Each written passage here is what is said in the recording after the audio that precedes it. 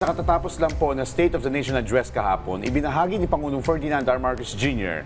ang mga plano at programang inaasahang magbibigay ng direksyon sa ating bansa. Kabilang po dito ang usapin ng trabaho, kuryente at iba pang mahalagang isyu. At para masuri ang mga ito, makakasama po natin ngayon online ang political analyst si Professor Froilan Calilong. Prof. Froilan, good morning!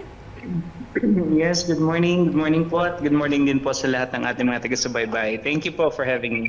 Prof, good morning. Thanks for joining us. Sa kabuuan po ng SONA ni Pangulong Ferdinand R. Marcos Jr., kahapon po, ano po ang masasabi ninyong pangunahing mensahe o direksyon na nais niyang iparating sa taong bayan?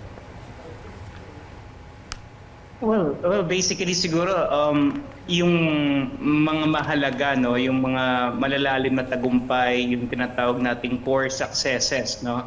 Ang matuturing kong pinakamalakas na pahayag ng Pangulo dito yung pagsasampa ng mga kaso ng Ombudsman laban sa kanyang pinsan, dating House Speaker na si Martin Romualdez, no. Pinapakita nito yung mensaheng walang kamag-anak o kaibigan, especially sa usapin ng korupsyon. Pero ang sa akin hindi nagtatapos sa pagsasampa ng kaso, no. Kinakailangan talagang makita natin yung dulo, ika nga, no. At kung gaano kabilis ang administrasyon sa pagpapakulong dun sa mga itinuturing na kalaban, dapat ganun din kabilis ang kanyang aksyon laban din sa mga dating kaalyado or maging sa mga kasalukuyang kaalyado, basta sangkot sa issue ng katiwalian, dapat walang sinisino, no. So sa akin hindi lang sapat na si Martin Romualdez lang, no. Maaring maraming nandoon sa plenaryo kahapon involved din talaga sa usapin ng korupsyon. Dapat sana na ipahayag din to ng Pangulo, no. Pero maganda na inilatag ng Pangulo, no, yung tungkol din sa modernisasyon sa agrikultura, pagpapalawak ng benting bigas programa, at saka yung yung I think yung kanyang understanding, no, at doon sa tunay na sentimiento ng mga mamamayan, lalo na ng mga nandoon sa laylayan ng nakakaranas ng kahirapan.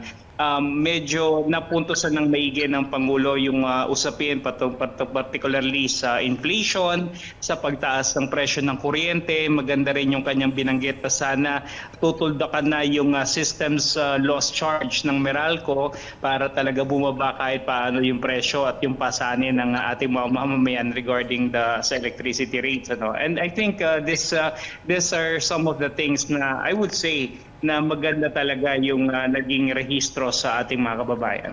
Yung system loss charge, standing ovation daan.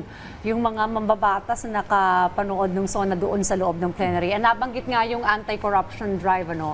Kasi yun agad yung bungad ng talumpati ng Pangulo, yung tungkol doon sa flood control anomaly. Now, Professor, isa sa mga binigyang din po ng Pangulo, yung pagpapalawak naman ng employment opportunity. Sa inyong pananaw, sapat po ba yung mga nailatag na hakbang para matugunan po itong mga issue ng unemployment and underemployment po sa bansa? Well, basically, no, ang kinakailangan kasi talaga rito is sustainable and at the same time transformational mechanisms para talaga magkaroon tayo ng may tuturing natin na matibay na haligi o pundasyon ng ating paggawa sa ating bansa, no. Yes, maaring meron tayong mga successes particularly doon sa pagtaas ng level ng employment, pero mahalaga kasing matukoy dito ano bang klaseng employment ang meron tayong rin ngayon. If it's basically informal or yung tinatawag natin na gig economy, medyo nakakabahala po yun, ano. Kinakailangan talaga nating masiguro na yung mga additional na funding, particularly para doon sa skills upgrade, livelihood programs ng ating pamahalaan, dapat talaga nakatuon sa pagkakaroon ng yung tinatawag nating sustainable and transformational mechanisms for growth and opportunities. At maganda rin siguro na simulan natin ito sa pagkakaroon ng mga investments. Pero mahirap din po kasi manghikayat na mga mamumuhunan sa ating bayan kung halimbawa mataas talaga yung presyo ng ating electricity and generation charges. So I think the President is in the right track naman na kailangan talagang mapababa muna ang presyo ng kuryente to entice more investors so that we could create more opportunities for livelihood and employment. Right. Prof, tinalakay din po ang kalagayan ng edukasyon at kinilala ang mga hamon sa learning crisis. Sa inyo pong pagsusuri, sapat ba ang mga inilatag na hakbang para ma-resolba ang mga problemang kinakaharap po ng sektor ng edukasyon o may kulang pa po mga konkretong plano?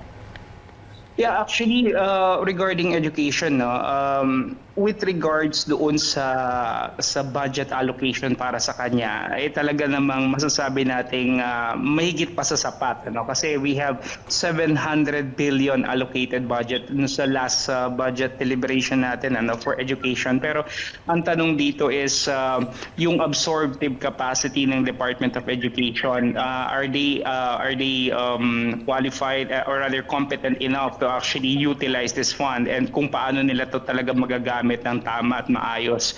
Kinakailangan talaga may mga konkretong programa para sa edukasyon. I think nailatag naman ito ng ating Pangulo, pero alam nyo kasi may hirap talagang tugunan ng ang hamon ng edukasyon dahil nga every year talagang tumataas at dumadagdag yung bilang ng mga mag-aaral. Ano? So kinakailangan talaga rito hindi lamang tayo reactive but rather we need to be very proactive.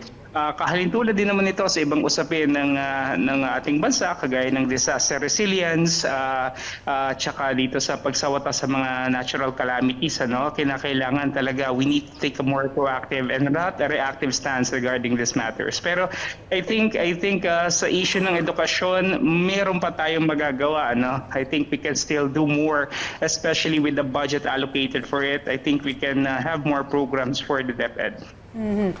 Well, Professor, sa inyo pong pananaw at opinyon, mayroon po bang mga issue na dapat sana'y nabigyan pa ng mas detalyadong plano or mas nabigyan pa po ng oras sa naging SONA po ng Pangulo?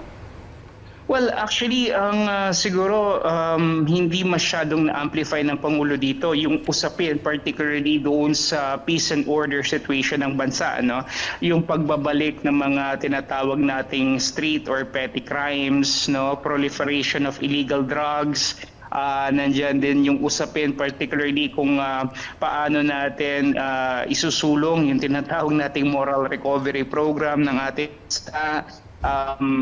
yung issue halimbawa din ng climate change, no, particularly dito sa halimbawa sa usapin ng Paxilica dito sa Central Luzon, hindi masyadong nabigyang diin ng Pangulo, which is quite understandable because syempre limitado lang din yung oras. Pero mas mahalaga sana na magkaroon ng parang post-SONA explainer, no, ang palasyo para mas maidetalye yung kanilang mga binigay na pahayag yung na nakapalaw dun sa talumpati ng ating Pangulo kahapon. Alright. And Prof, ano po kaya ang mga pinakamalalaking hamon na maaaring kaharapin ng administrasyon sa pagpapatupad ng mga programa nito at gaano po kahalaga ang papel ng Kongreso at iba pang ahensya ng pamahalaan para po maging matagumpay ang implementasyon? Well, kasi po yung overall tone ng SON kahapon, I would say, it's really more about continuity, no? Especially ngayon, patapos na halos yung panunungkulan ng ating Pangulo. So, hindi na masyadong naglatag ng mga panibagong programa at panibagong polisiya ang Pangulo. Rather, ang focus ngayon is kung paano patatatagin yung mga nakalatag na ng mga polisiya at programa. So, I think medyo Professor? Mukha naputol lang yung ating linya ng komunikasyon. Marami nang naibahagi sa atin si Professor Froilan sa kanyang mga pananaw ukol po sa naging SONA ng ating Pangulo kahapon. And maraming salamat po, Professor Froilan Calilong, sa inyo pong oras na binahagi dito po sa Rise and Shine Pilipinas. Ukol na rin sa SONA 2026 ni Pangulong Marcos Jr.